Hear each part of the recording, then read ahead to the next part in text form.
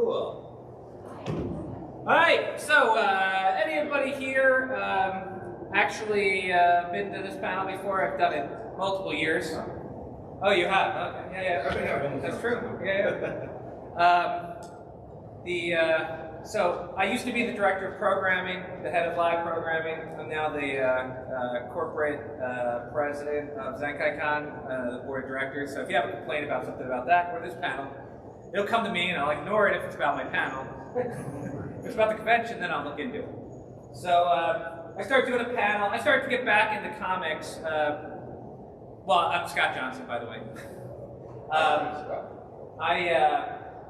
I started reading comics actually when my daughter was born again, or I should say, I started reading comics again after my daughter was born, not that she was born twice. Though, in some of these comics, that could be applicable. I found that reading comics was a great way to keep reading, because like when you have a little kid, it's hard to sit and read a novel. Now I'm starting to read novels again, it's great, right? But so I started reading everything Marvel. So there's this app called Marvel Unlimited. I highly recommend it if you want to read comics. It's like, because like I started reading Marvel Unlimited and it's like $7 or $8 a month. You get access to everything they put out 3 months after it hits the newsstand. So it's like an awesome deal. But what I found was a lot of the stuff I really liked got canceled, and it didn't really matter that you were reading it on Unlimited comparatively to the print copy. So I actually use a service called DCBS service. It's out of Fort Wayne, Indiana. It's a mail order system for comics, and I get them for like 40% off. But I actually buy comics now. I went back to buying comics because I just have tons of space for stuff. So I've been reading. I get about 30 to 40 comics a month, and then I read everything. I try to read everything else on the app. The Marvel app also has a bunch of like exclusive comics that I don't really talk about much in here, but they're really cool. They're really a lot of really cool little strange vertical comics because you take advantage of the scrolling on your phone. I usually read on my computer, not on my phone, because I find the phone to be a little small. But the vertical comics are really good for that. And they're like a lot of weird animal ones, like It's Jeff, which is like the land shark, and it's these cute comics that my daughter loves. So it's great. But anyway, so I highly recommend those two services. Obviously, your local comic book guy is also great. So, I mean, go and support the local store. But I found to buy a bajillion comics, it's good to get a slight discount. The only problem is you have to order 3 months in advance. So you're kind of ordering like a store almost.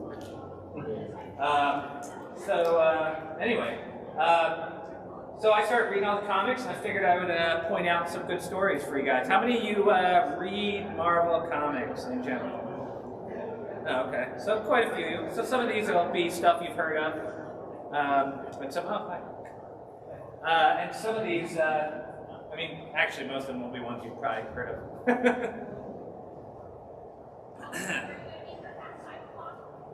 I probably went through the disclaimer already. Why is it giving me live subtitles? Okay, PowerPoint. Oh yeah, so I tried to stick to just the main Marvel stuff. I'm not talking about the Star Wars comics and the Disney stuff that's on there, or like adaptions they do, or novelizations. We're just dealing with the main Marvel universe and alternate realities and stuff. I talked about that. Oh yeah, so I don't think I updated this since the last time I did this, but I tried to hit the good stuff, but I had to limit it so that I'm not talking about everything. And also there's that was 5,000 issues back, when I originally think I wrote that in 2020 or 2018, probably. So there's even probably another 5,000 on top of that. So there's a lot of issues out there to read. So anyway, the first comic I wanted to talk about was a re-imaging by Al Ewing, the Immortal Hulk. I always talk about this one. The Hulk had a lot of stuff going on before this reboot of it, where the turret was killed, brought back by the Hand as an evil Hulk, killed by Hawkeye. You know, they thought the Hulk was dead, but it turns out the Hulk is immortal, and Bruce Banner is mortal. So the premise of this comic is, you know, the Hulk is kind of a body horror take on the Hulk, where like, you know, Bruce Banner is, you know, at night he turns into the Hulk, and then like, so if he gets killed during the day, he'll resurrect. The Hulk always comes back. So like, there's points where, like, you know, the Hulk has been torn into pieces and will like still come back together, and, you know, in this like gruesome, grotesque way. And the weird Hulk personality has like some otherworldly, like, you know, kind of still somewhat good, who knows? You don't know, it's a big mystery. But anybody who gets touched by Gamma is affected by the Hulk, like this kind of like weird thing where they just can't die. So like all the other sub-characters that are out there, everybody is involved in this really weird body horror. I highly recommend. It's about 50 issues. I don't want to ruin anything about it, because it's one of the best comics to come out in the last decade by Marvel, and it's incredible. Well, the Immortal Hulk.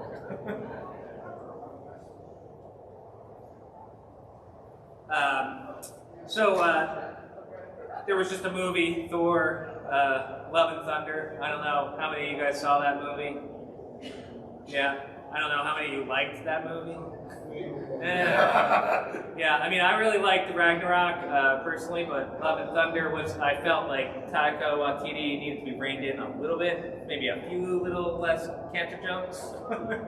But that movie was based off of my favorite Thor run of the last decade, which is Jason Aaron's the God Butcher story, and also the Lady Thor story that occurs afterwards. And it follows, I mean, a lot of the movie gets adapted like really quick, but the main thing that I wanted to talk about with the God Butcher story that the movie kind of doesn't do, is one of the cool things this story does is it's actually 3 different time periods. There's a young Thor just starting out, meeting the God Butcher for like the first time. And then there's current day Thor, like trying to deal with like the fact that these gods are being killed. And then there's a Thor at the end of the world, like where all the gods have been pretty much destroyed. The God Butcher is won, and he's pretty much the last god left because, you know, the God Butcher has, you know, kept him around just for fun. And that story revolves around these the three different times Thor's trying to deal with the God Butcher. And it's, honestly, it's just a really good story. Jason Aaron just knocks it out of the park, in my opinion. The art is great through this whole run. I don't know if any of you are reading his current Avengers run. That's a little bit less solid compared to this. So if you're turned off a little bit by the Avengers run that he's been doing, I highly recommend you check out Thor, God of Thunder.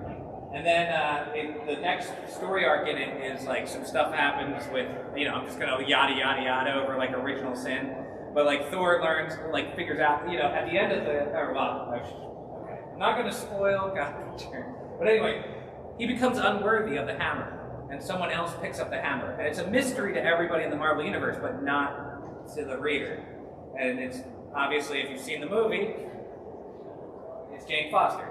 And the big thing with her is that people are like, who is this person running around as Thor? And like, you know, Odin's not happy with her. Like everybody's trying, like, kind of pissed. And at the same time, she's getting cancer treatment. And one of the things is when you pick up the hammer, it takes all poisons out of your body when you make the transformation into Thor. Which means, you know, if anybody knows anything about chemo drugs, they're actually kind of poison, but, you know, killing the cancer cells before they're killing you. So like, whenever she turns to Thor, she actually sets herself back.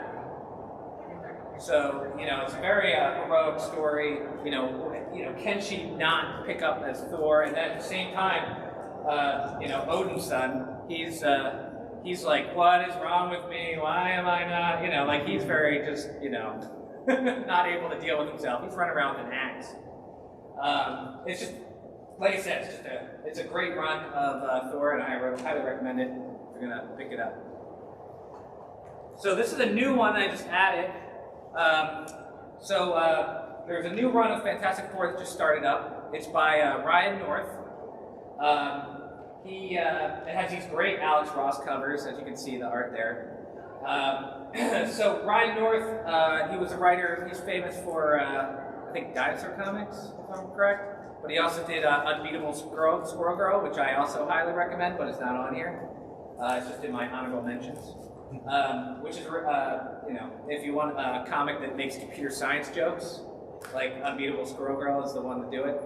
But anyway, so Fantastic Four is a new run of Fantastic Four that just started up. It's only like 5 issues in. But what I'm really enjoying about it is it's really focused on one-issue stories with like a slight overarching plot. Like there's a mystery at the beginning, but it immediately goes the first issue and deals with the thing, like finding a town where it's like 30 years in the past, and then like the next issue is Human Torch starting a union at his day job because he has to. The Fantastic Four have been kind of they had a bad PR moment and they kind of broke up, so they've all gone their separate ways, and it's a mystery of what happened like a few weeks, like a couple, like 3 months before the events of the comic, and so it just kind of goes through and it just tells these great one-issue stories, which is something comics, especially Marvel stuff, hasn't always done great, which is give you a comic that's like one issue, bam, there's a story, you're good, gives you a little mystery for the next, and then the next issue is like another one-shot story. And Ryan North's doing that great, just like in Unbeatable Squirrel Girl, he likes to kind of explain science concepts in a fun way in those comics at the same time. And the writing is great, just like in Unbeatable Squirrel Girl. So I highly recommend this current run. It's just current, I want to say issue 6 or 7 just came out, and so far I've been loving it. It's great. And it's good all around. I'm reading it to my daughter, and she's liking it. There's one where that you find out about the kids being separated. She was a little unhappy about that, but otherwise, it's a good comic. Good all around comic. So, this is my Spider-Man comic for this. So a couple years ago, they made a Spider-Man Life Story, which was a limited series. One of the things people sometimes hate about comics is like no one ages. They're like perpetually, depending if you're Spider-Man, you're somewhere in your 18 to 35, and it depends on who's writing the comic. Or if you're the X-Men, like Cyclops, you're probably 35 for like 60 years. After you get out of like graduate from Xavier School, you're just like, oh, I'm like a 30 to 35-year-old forever. Well, this series, every issue is a decade in Spider-Man's life. So there's 6 issues, and it pretty much starts him in high school and brings him all the way up into his 60s as a hero. And everything moves forward. You see all the Marvel events that are going on, but with like, geriatrics like Tony Stark and Captain America kind of being like, we need registration, but they're like really old. But so if you want a comic that has stakes, people, die, it's just a concise 6-issue story. Life Story is a story I would pick by Chip Zdarsky. The art's also great.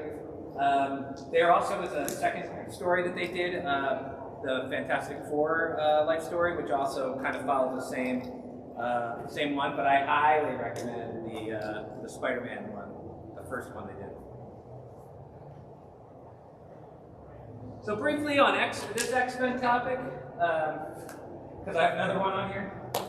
This came out a few years ago. It's X-Men Grand Design. It's by Ed Piskor, known for his Hip Hop Family Tree series. That's not Marvel Comics, and not part of this. He's a cartoonist, and he does this like really cool stylized summarization of the last like 40-some years. I think it ends in. I think it does go to. I don't have when it ends, but I think it's around 2000. So it does everything from 60 to 2000 in a limited series comic where it just kind of like, every sums up stories in like a couple panels, gives you like this cool comic art, and it's a good way to just, let's say you want it to be like, it takes a little liberties with some of the canon, however, it cleans it up in my opinion in a lot of ways, and it's good comic where you're like, you know what, I like X-Men, but I don't want to read everything from 1963 to 2010 or 20, right? So I would recommend reading this, or giving it to your friend who wants to read it. X-Men Grand Design. So this one's been on my strip for a while, or my panel, which is The Silver Surfer by Dan Slott. He did this a few years ago. It's a short series where Silver Surfer is so there's this strangely this human on Earth gets kidnapped by these aliens who kidnap her because they're kidnapping the most beloved thing of heroes to try to help them solve their problems. So they're kind of blackmailing heroes into saving their world. And the weird part is this character has no association at all with the Silver Surfer.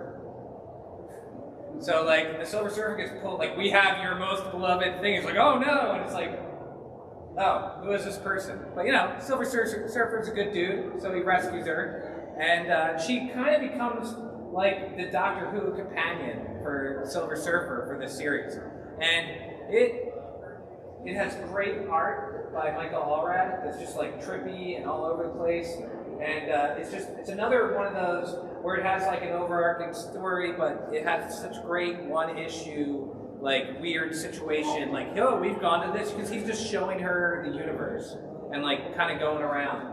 And I would say it's one of those few comics where I got to the end and I was like kind of in tears, because it ends in a very like, one, Silver Surfer is a cosmic being that is immortal, and this is just a regular human. So you can see how it will probably end in the end.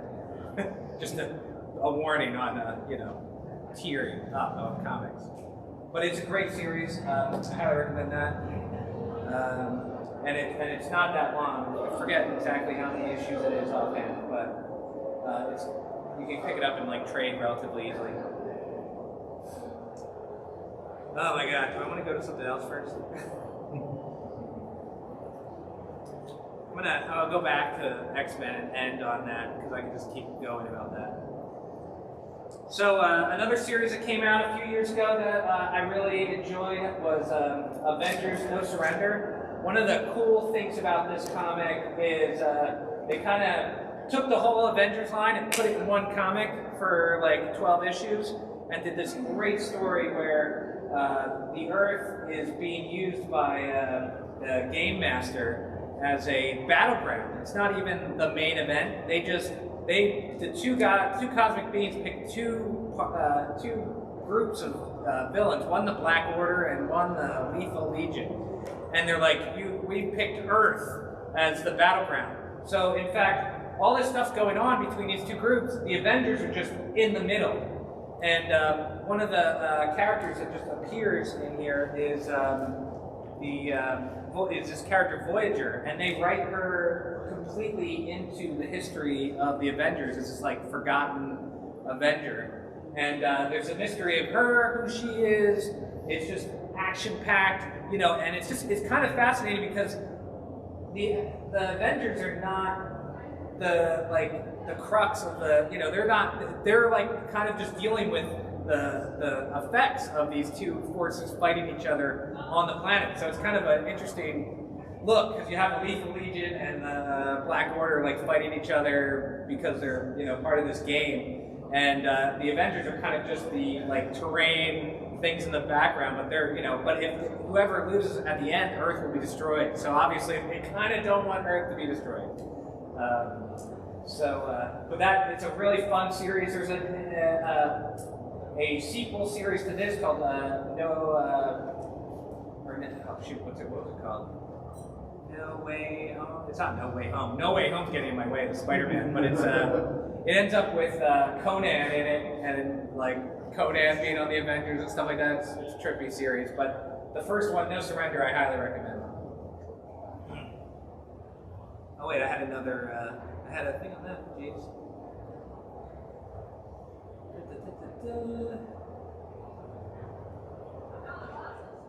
So,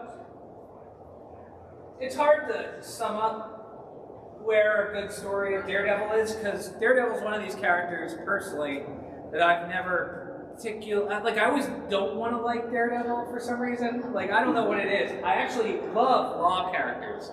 So, like, you know, She-Hulk, Daredevil, I like when they do superhero law, but I always feel like I'm like, man, I think it's a 12-year-old me as an X-Men fan was like, I don't need Daredevil, what the heck? All the great writers write great runs of Daredevil. So, I mean, if you think Daredevil's not interesting, oh, why do I want to look at some guy with Catholic guilt that's a lawyer, you know, hit people with a stick? They're all good. And in this specific run, Charles Soule's run, Kingpin gets elected mayor because of, you know, I don't want to go into descriptions on how evil people get elected to office, but it's believable. You can see where they may have come up with it. And the funny part is, he doesn't know who Daredevil is, and he ends up appointing, you know, his alter identity as the vice mayor. So it's a crazy comic. During this time, there's so many good runs. The one that just finished up before they start this new one, Daredevil actually put himself in jail because he accidentally murdered somebody, and so he felt responsible for it, even though like the guy was like, you know, it wasn't like his fault directly. It was just, you know, the guy was a bad dude, but he thought he deserved to be in prison. So he's getting, you know, Kingpin's trying to kill him from prison, and like he's got people going. It's good stuff. Meanwhile, Elektra takes over as Daredevil, and she's running around doing stuff in the hand. It's good. I mean, it's hard to just summarize all the good stories. One of the ones that I think that is really fun is they're arguing whether there's a court one where they're arguing whether superheroes can give testimony in court because they're masked. If they have a secret identity, like, how can you trust their testimony? And so they go to the Supreme Court, and Daredevil is fighting the Supreme. They're doing like, you know, punching Supreme Court justices that are asking questions, or the Supreme Court justice is giving a really good, you know, counter argument, and then, you know, they're punching Daredevil. It's going back and forth. And it's just this really funny way of portraying very dense legal proceedings, but with, you know, punching, and like as if you were like, as you're arguing, you're also pummeling somebody, right? But it's all metaphorical. So I mean, anyway, recommend Daredevil. It's always well written, always a great read. So another one that's been on here forever is The Vision. The Vision decides to create a family, and what could go wrong? It's written by Tom King, who after this went on to do a whole bunch of stuff at DC that I've only read some of, but almost all of it's super good. The big thing about this is there's an omniscient narrator through the whole thing, and you know, it's like, oh, the Vision has moved to the suburbs.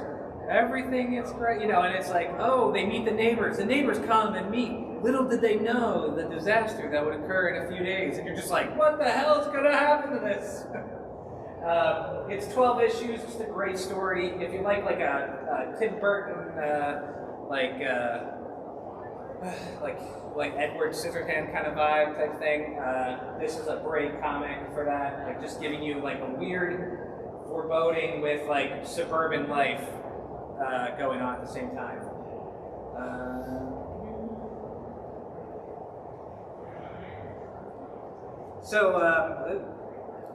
What happened to I didn't know I had no. I guess it just like decided that I was done on the presentation. Yeah, I know, right? So here's some honorable mention ones before I get back to X-Men. I'm enjoying like all Captain America's runs from Spencer on. I think the Spencer run is actually like the Sam Wilson Captain America run is underrated and not quite understood. It is, and then how they deal with the after effects of the stuff that occurs with Captain America, which I won't get into at this moment because that's a whole other panel about when Captain America was Hydra. They just handle it really well. They pass it on to Coates, who does a great job of like just deconstructing Captain America and having him go kind of across the country, finding himself, finding like America. There's a crazy run that's going on right now where there's this weird power elite, like immortal people that have been playing games with the whole world, and they use like different parts, and one of the tools they use is Captain America, and he realizes that he's being used as like a symbol and kind of being manipulated by these other groups as they have this like big contest. It's pretty fun. There's currently two Captain America comics, one with Sam Wilson and one with Steve Rogers. They're both pretty fun. Oh yeah, so like I'm about to talk about Hickman with X-Men, but one of my favorite runs is, and I just got the giant, I ordered for my 41st birthday a omnibus of the Jonathan Hickman New Avengers run that goes into Secret Wars, which is actually probably the storyline that they're starting to adapt into the movies right now. I got it 2.5 years later. I got it for my birthday. I was like, oh, it'll come in a few months. Came 2.5 years later, I got the omnibus. Anyway, point is worlds are converging. The different realities are converging, and what they learn is when two realities converge, if they don't, one doesn't destroy the other, they both get destroyed. And so all the the 616, there's 615 plus more past that. Realities are all coming together and destroying themselves. And the Avengers figure it out, and the Illuminati figures it out, I should say. And they try things, and they learn that there really isn't a way to stop this. And the big deal in that one is they're like, well, we're gonna have to start coming up with a plan to destroy the other reality, or we're gonna get destroyed. Like maybe we could rescue all those people and destroy that. And Captain America's like, no, I don't think we should do that. And they just mind wipe Captain America and toss him out. They're like, sorry, bye, cook.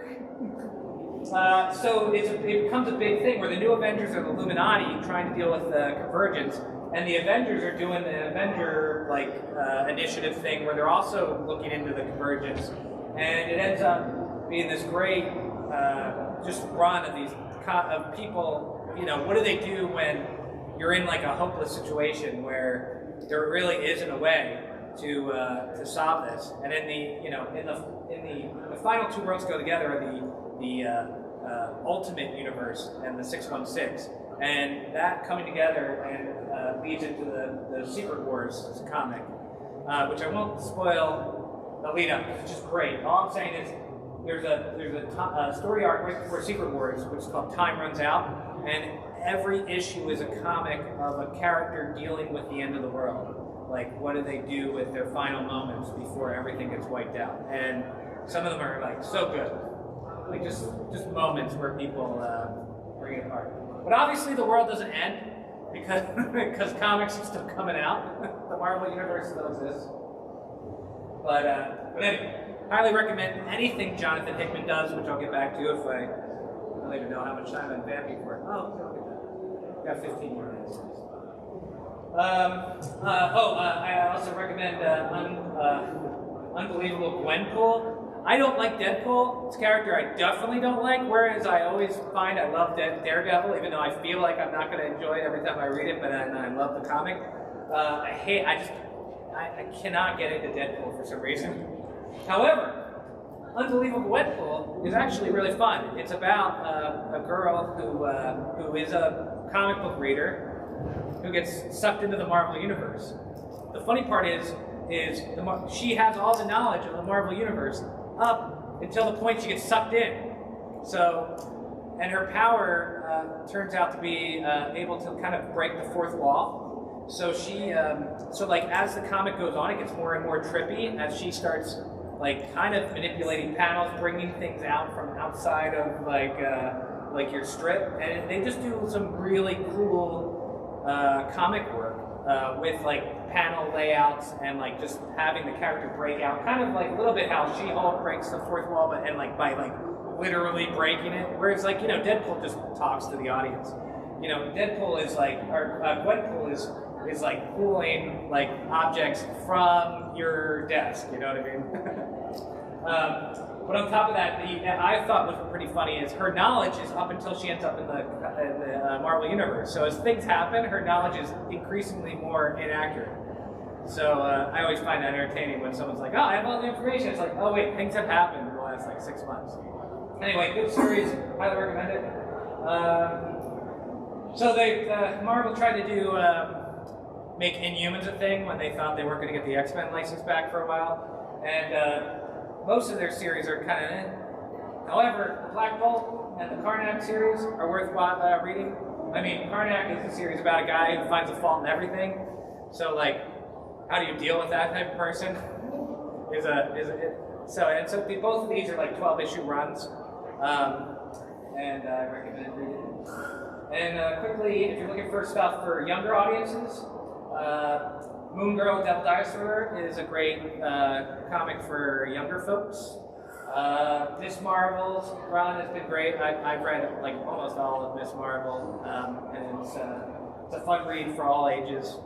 And I've talked already about Unbeatable Squirrel Girl, which, like I said, if you enjoy computer science topics, it's always good. Plus, she solves a lot of super villain issues without violence. Like she actually convinces Kraven the Hunter that he should stop fighting people and go for these like undersea like mammoth whales, and like ends up and he's like, oh, this is the greatest hunt ever, and like becomes like semi good during this run, which is kind of funny.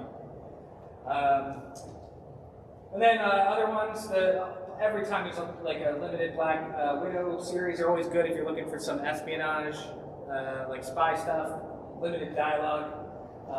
Spider-Woman, I always like Spider-Woman because it's about, she has a kid. They never make a big deal of how she got the kid. They're just like, she had a baby. And it's kind of, how do you be a mom and a superhero at the same time? They're usually, those last about like 15, 18 issues, so they're not like big reads either. West Coast, they had a short run of West Coast Avengers. I really enjoyed it. It was by Kelly Thompson, with Kate Bishop leading it. And it had a version of MODOK, which is probably one of the funniest versions of MODOK that I've encountered, which was machine designed only for kissing. And then the other series, Rogue and Gambit. I'm not a fan of Gambit. These series actually made me like Gambit. But anyway, let me get back to the next one. Anybody have any? What's up? Loki from Asgard. Oh yeah, that was really good. I'm sad that ended when it did. Yeah, and then I was more sad about the ending of Loki 2019. It was it got 5 issues in, sort of just taking on the 4th issue. 5th issue was like a one-off little adventure, and then they got silently axed. Yeah, I know. I was sad about that. The Loki Agent of Asgard is so Loki. They've been trying to transition Loki from a purely villainous character to kind of a agent of chaos, but not necessarily bad. Because one of the things that Loki kind of realizes, trying to think of what story he realizes, but he kind of comes out that, you know what, I'm actually the god of stories, not lies. Because like stories could be lies, but they could also be good stories. So like instead of being just being fated to always fail, because that's really what happens before the stories. Loki comes to terms with the fact that he's always going to lose. Like he just never wins, and he sees like his future selves and stuff, and they're just like pitiful people. So like he decides, you know what? I'm gonna be not a complete butthead. So he ends up staying with this woman who has the power to tell when someone's lying, which is like great. You know, it's just a great odd couple story because it's like the guy who always is mischievous and makes and you know and kind of fibbing about things, and the person whose power is they can see through every lie that he ever tells. And it's a nice little story of friendship and the kind of redemption arc for Loki. Unfortunately, it's only like 13, 14 issues, I think. And then they did another series after that. There was like 5. Oh, there's another Loki series coming out. Good. I'll definitely probably get that. Anybody else have any other suggestions before I just rant about X-Men for however long we have left? Alright, for you guys who didn't go through my 15 minutes of talking about X-Men, this probably represents the best status quo change for X-Men since giant-sized X-Men. I don't say that as somebody who hasn't read everything that is out there with X-Men. This is really great.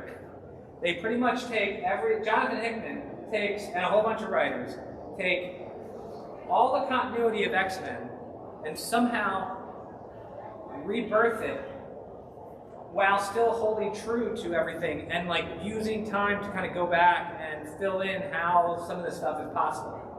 So this series opens up with the X-Men taking over the island of Krakoa, and you're like, how did that happen? It goes into obviously how they got on it. But the island of Krakoa is like where Giant Size X-Men starts, where it's an island that's eating people. However, they kind of make a deal with Krakoa and learn that like they use Cypher to communicate with him and make this deal. So one of the big concepts that they introduce here that makes everything possible is the idea of using kind of mutant synergy between powers. It's like, oh well. Why couldn't we terraform Mars if we use like Polaris, Storm, Iceman to bring in moisture, and pull together magma to like get the plate tectonics to work. Like, why don't we use these powers in conjunction to get more out of it? And one of the things they do is they pretty much make mutants immortal. Turns out, Professor X and Cerebro have been taking the psychic mind of every mutant when they're scanning them and backing it up. So what they can do is with the 5, which are these 5 mutants, one of which involves a mutant called Gold Balls, which was kind of a weird mutant who just ate these little gold balls out of them. Turns out they're like little organic eggs. And so he pops out those balls. They use Proteus, who can reality warp, to kind of turn it into an embryo. And then they use Elixir to grant it life. And then they use Tempest, who has the ability to like move time. So they age up an object.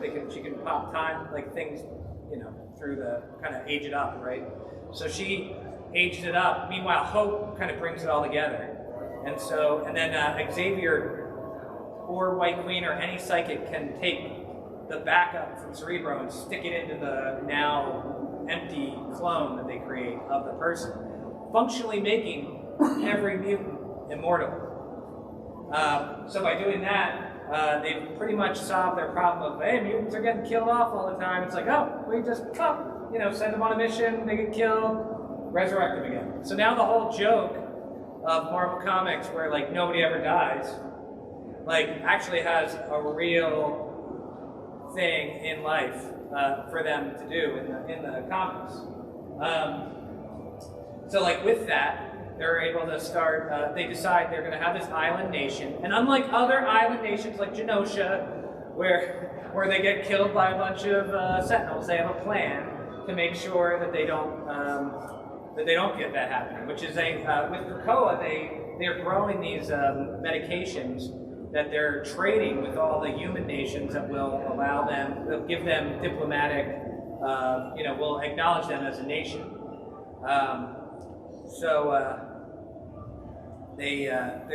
The country, and then the countries that don't grant them, status, they have a group called the Marauders that go around and pick up the mutants from there, and also deliver the drugs to the people that need them. Because like one of the drugs increases human lifespan by 5 years. One gets rid of all like dementia and stuff like that, and the other one is like a universal antibiotic. So like they're really useful drugs that could make them a lot of money really quick, which encourages folks to be like, okay, cool, that's cool. Obviously, the mutants then kind of push it a little later, and as I was talking about using mutant powers in Sync, they actually terraform Mars and declare it their own. So like, there's big space politics going on at the same time. They take over the Sword Base, which is this big space station, and pretty much declare that Sol system is the seat of Sol is Mars, and like that's where all the alien races and stuff will go to like communicate. And meanwhile, like humans are now like, hey, we're just like on Earth. So like one of the just the aside, one of the villains is a guy who his whole life's work was to go to Mars, and like he's just about to send the spaceship up when the mutants are like, okay, everyone, check out what we're gonna do at the Hellfire Gala they have, where they like invite like people to come and see their stuff. They're like, we're going to terraform Mars! And it's like, boop, now suddenly everybody's on Mars, all great. And the guy's like, okay, there went my life work. I'm now going to kill all the mutants.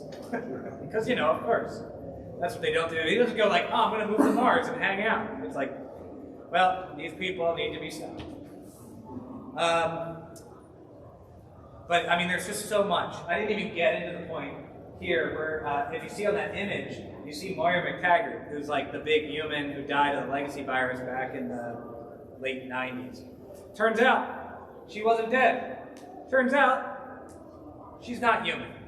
And the big thing in this story, in the limited series that start this run, which is House of X, Powers of X, is you find out that Moira McTaggart's mutant power is she restarts the timeline when she dies.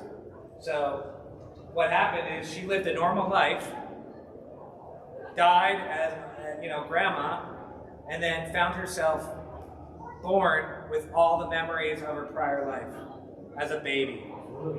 Yeah, very traumatic. She tries, the next life she tries to kind of do the same thing. However, like she tries to meet her husband, but having an entire life with somebody and then meeting them before you technically would have known them, but knowing everything about them doesn't make a relationship work really well, so obviously that doesn't quite work that way. And then she starts finding that every time she tries to do something, she gets into genetics to figure out about mutations, because she's trying to figure out how to get herself out of this situation, really, because she's now going to restart. And every time she ends up getting killed, restarting the timeline and starting over again. So, like, one life she joins up with Magneto and, like, becomes a Brotherhood, gets killed. One point she becomes a Horseman of Apocalypse. It's nuts. And currently we're on the 10th life of Moira McTaggart. And in this, she decided to contact Professor X, Magneto, and Mr. Sinister, weird, to make Krakoa as a mission, like, as a project that they were going to move towards to succeed, like, make a mutant nation, like, and see if this works. Everybody working together. So one of the big rules on Krakoa is if you're a mutant, you're welcome in Krakoa. So if you were a villain in the past, like maybe you were part of the Brotherhood of Evil Mutants. Well, were you really part of the Brotherhood because you were evil, or were you were being oppressed and being killed? Like mutants were being attacked. Like maybe that's why you were doing bad things, because you were really, how would you know how you would develop in a world where if you had a nation to call your own? So everyone gets a blank slate and pretty much can come to Krakoa. I mean, literally, Apocalypse is like, I have been trying to make us all, worthy of this moment. This is like the best. And like Apocalypse joins and oddly enough becomes like kind of like a character you're like, wow, this guy's pretty cool, and you're like, this is very weird and not right. I mean, obviously there's still villain, there are people like Mr. Sinister who's vital to their plan, so that's why they keep him around, but is actually kind of working against, like, kind of doing his own thing all the time because he's Mr. Sinister. I would just like to know, if you always thought Mr. Sinister was weird, Mr. Sinister in this last couple of years, like there's currently a story arc going on with Mr. Sinister. It is the best freaking Mr. Sinister story that you could ever hope to have. There's this run called Immortal X-Men, where it goes through the Quiet Council. There's a ruling party of Krakoa, and on that council are like former villains. You know, it's like Mystique, you know, Magneto, Apocalypse for freaking, oh god, why am I losing his name? The Acolyte guy that blows stuff up. Nightcrawler, Kitty Pryde, White Queen, guy who can punch people with telekinetic powers, because if you punch him, he absorbs it and then punches back. What's his name? You forget him? Yeah. There's just, and Storm. What? No, the bad guy. The guy on the Hellfire Club. Head of Hellfire Club. What? Yeah, yep, there you go.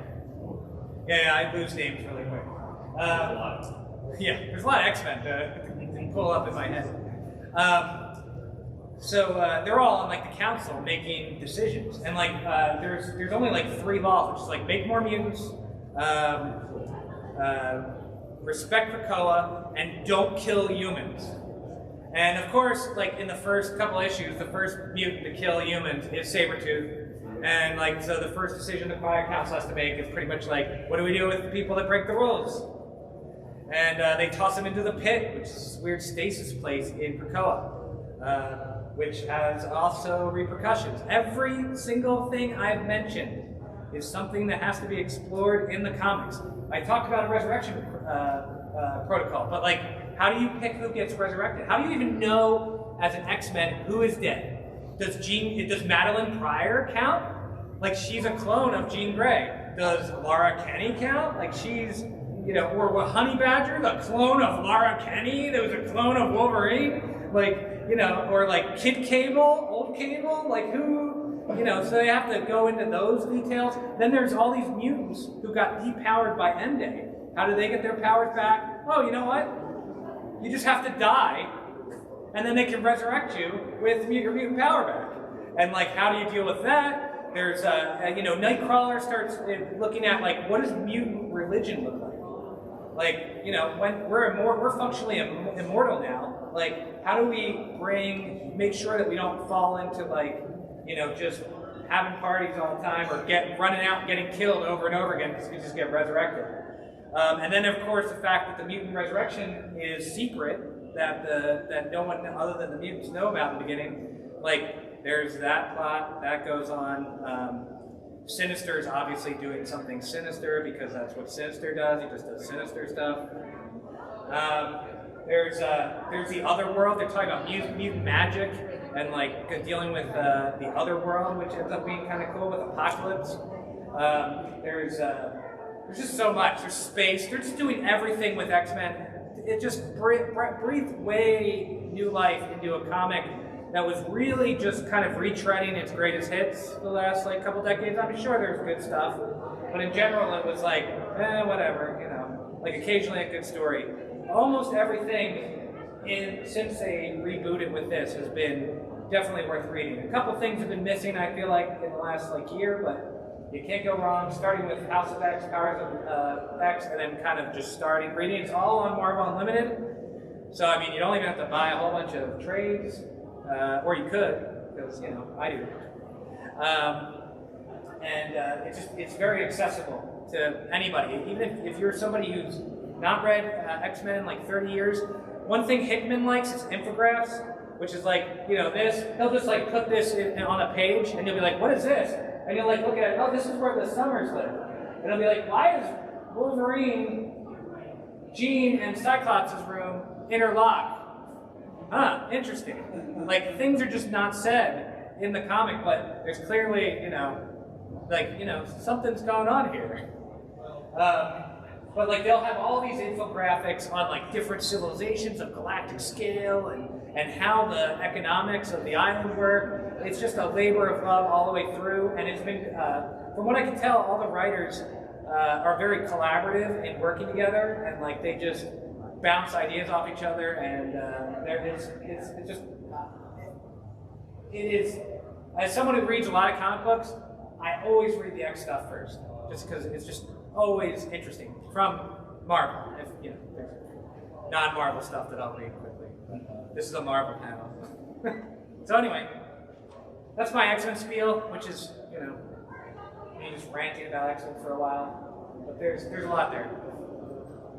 So anybody else have anything to talk about? I guess we're close to being done, but there's not that many people here. What's up?